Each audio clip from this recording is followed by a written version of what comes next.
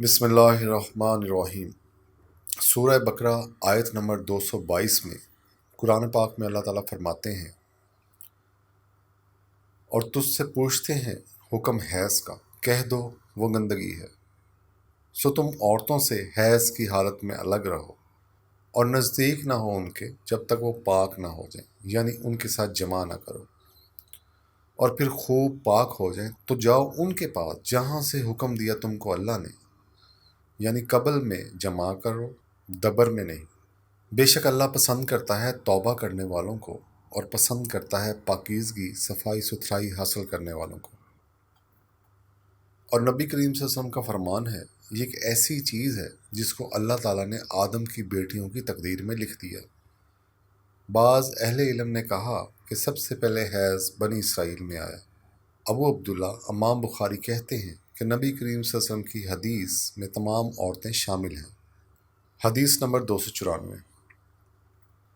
حضرت عائشہ رضی اللہ تعالیٰ عنہا فرماتی ہیں کہ ہم حج کے ارادے سے نکلے، جب ہم مقام صرف پہ پہنچے تو میں حائضہ ہو گئی اور اس پہ رنج کرنے لگی۔ رسول اللہ صلی اللہ علیہ وآلہ وسلم تشریف لائے تو آپ صلی اللہ علیہ وآلہ وسلم نے پوچھا کہ تمہیں کیا ہو گیا، کیا حائضہ ہو گئی؟ میں نے کہا ہاں۔ آپ صلی اللہ علیہ وسلم نے فرمایا، ایک ایسی چیز ہے جس کو اللہ تعالیٰ نے آدم کی بیٹیوں کے لیے لکھ دیا ہے، اس لیے تم بھی حج کے افعال پورے کرو، البتہ بیت اللہ کا طواف نہ کرنا۔ عائشہ رضی اللہ تعالیٰ عنہا فرماتی ہیں کہ رسول اللہ صلی اللہ علیہ وسلم نے اپنی بیویوں کی طرف سے گائے کی قربانی کی۔ صرف ایک ایسا مقام ہے جو مکہ سے 6-7 میل کی فاصلے پر ہے۔ حدیث نمبر 295۔ حضرت عائشہ سے نقل کیا جاتا ہے کہ آپ نے فرمایا، میں رسول اللہ صلی اللہ علیہ وآلہ وسلم کے سر مبارک کو حائضہ ہونے کی حالت میں بھی کنگھی کیا کرتی تھی۔ ہشام بن عروہ نے عروہ کے واسطے سے بتایا کہ ان سے سوال کیا گیا کہ حائضہ بیوی میری خدمت کر سکتی ہے، یا ناپاکی کی حالت میں عورت مجھ سے نزدیک ہو سکتی ہے؟ عروہ نے فرمایا، میرے نزدیک تو اس میں کوئی حرج نہیں، اس لیے کہ عورتیں میری بھی خدمت کرتی ہیں، اور اس میں کوئی حرج نہیں، اس لیے کہ مجھے عائشہ رضی اللہ تعالیٰ عنہ نے خبر دی، وہ رسول اللہ صلی اللہ علیہ وسلم کو حائضہ ہونے کی حالت میں کنگھی کیا کرتی تھی، اور رسول اللہ صلی اللہ علیہ وسلم اس وقت مسجد میں معتکف ہوتے تھے۔ آپ اپنا سر مبارک قریب کر دیتے اور حضرت عائشہ رضی اللہ تعالیٰ عنہا اپنے حجرہ میں ہی کنگھی کرتی تھیں، حالانکہ وہ حائضہ ہوتی تھی۔ حدیث نمبر 297۔ حضرت عائشہ رضی اللہ تعالیٰ عنہا بیان کرتی ہیں، نبی کریم صلی اللہ علیہ وآلہ وسلم میری گود میں سر رکھ کر قرآن مجید پڑھتے، حالانکہ میں اس وقت حیض والی ہوتی تھی۔ حدیث نمبر 298۔ ام سلمہ رضی اللہ تعالیٰ عنہا بیان کرتی ہیں، میں نبی کریم صلی اللہ علیہ وسلم کے ساتھ ایک چادر میں لیٹی ہوئی تھی، اتنے میں مجھے حیض آ گیا، اس لیے میں آہستہ سے باہر نکل آئی اور اپنے حیض کے کپڑے پہن لیے۔ نبی کریم صلی اللہ علیہ وسلم نے پوچھا، کیا تمہیں نفاس آ گیا؟ میں نے عرض کیا ہاں۔ پھر مجھے آپ صلی اللہ علیہ وسلم نے بلا لیا اور میں چادر میں آپ صلی اللہ علیہ وآلہ وسلم کے ساتھ لیٹ گئی۔ حدیث نمبر 299۔ حضرت عائشہ رضی اللہ تعالیٰ عنہا سے نقل کیا جاتا ہے، انہوں نے فرمایا، میں اور نبی کریم صلی اللہ علیہ وآلہ وسلم ایک ہی برتن میں غسل کرتے تھے، حالانکہ دونوں جنبی ہوتے۔ حدیث نمبر 300۔ اور آپ صلی اللہ علیہ وآلہ وسلم مجھے حکم فرماتے، پس میں ازار باندھ لیتی اور آپ صلی اللہ علیہ وسلم میرے ساتھ مباشرت کرتے، اس وقت میں حائضہ ہوتی۔ حدیث نمبر 301۔ آپ صلی اللہ علیہ وآلہ وسلم اپنا سر مبارک میری طرف کر دیتے، اس وقت آپ صلی اللہ علیہ وسلم اعتکاف میں بیٹھے ہوتے تھے، اور میں حیض کی حالت میں ہونے کے باوجود آپ صلی اللہ علیہ وآلہ وسلم کا سر مبارک دھو دیتی۔ حدیث نمبر 302۔ حضرت عائشہ رضی اللہ تعالیٰ عنہا سے روایت ہے، آپ نے فرمایا، ہم ازواج میں کوئی جب حائضہ ہوتی، اس وقت رسول اللہ صلی اللہ علیہ وسلم اگر مباشرت کا ارادہ کرتے تو آپ صلی اللہ علیہ وسلم ازار باندھنے کا حکم دیتے، باوجود حیض کی حالت کے بدن سے بدن ملاتے۔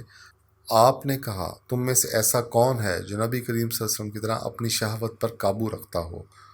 اس حدیث کے مطابق خالد بن جریر نے شیبانی کی روایت سے کی ہے یہاں پہ بھی مباشرت سے مطلب ساتھ لیٹنا بیٹھنا مراد ہے۔ حضرت میمونہ سے روایت ہے، انہوں نے کہا جب نبی کریم صلی اللہ علیہ وسلم اپنی بیویوں میں سے کسی کے ساتھ مباشرت کرنا چاہتے اور وہ حائضہ ہوتی تو آپ صلی اللہ علیہ وسلم کے حکم سے وہ پہلے ازار باندھ لیتی، اور سفیان نے شبینی سے اس کو روایت کیا ہے۔ حدیث نمبر 304، حضرت ابو سعید خدری رضی اللہ تعالیٰ عنہ آپ فرماتے ہیں رسول اللہ صلی اللہ علیہ وآلہ وسلم عید الاضحیٰ یا عید الفطر میں عیدگاہ تشریف لے گئے۔ وہاں آپ صلی اللہ علیہ وسلم عورتوں کے پاس سے گزرے اور فرمایا، اے عورتوں کی جماعت، صدقہ کرو کیونکہ میں نے جہنم میں زیادہ تم ہی کو دیکھا ہے۔ انہوں نے کہا، یا رسول اللہ ایسا کیوں؟ آپ صلی اللہ علیہ وسلم نے فرمایا کہ تم لان تان بہت کرتی ہو اور شوہر کی ناشکری کرتی ہو، باوجود عقل اور دین میں ناقص ہونے کے میں نے تم سے زیادہ کسی کو بھی ایک عقل مند اور تجربہ کار آدمی کو دیوانہ بنا دینے والا نہیں دیکھا۔ عورتوں نے عرض کی، ہمارے دین اور ہماری عقل میں نقصان کیا ہے یا رسول اللہ؟ آپ صلی اللہ علیہ وآلہ وسلم نے فرمایا، عورت کی گواہی مرد کی گواہی سے نصف ہے۔ انہوں نے کہا، جی ہاں۔ آپ صلی اللہ علیہ وسلم نے فرمایا، بس یہی اس کی عقل کا نقصان ہے۔ پھر آپ نے پوچھا، کیا ایسا نہیں ہے کہ جب عورت حائضہ ہو تو وہ نہ نماز پڑھ سکتی ہے نہ روزہ رکھ سکتی ہو؟ عورتوں نے کہا، ایسا ہی ہے۔ آپ صلی اللہ علیہ وآلہ وسلم نے فرمایا، یہی اس کے دین کا نقصان ہے۔ حدیث نمبر 305، حضرت عائشہ رضی اللہ تعالیٰ عنہا فرماتی ہیں، ہم رسول اللہ صلی اللہ علیہ وآلہ وسلم کے ساتھ اس طرح حج پر نکلے کہ ہماری زبانوں پر حج کے علاوہ اور کوئی ذکر ہی نہ تھا۔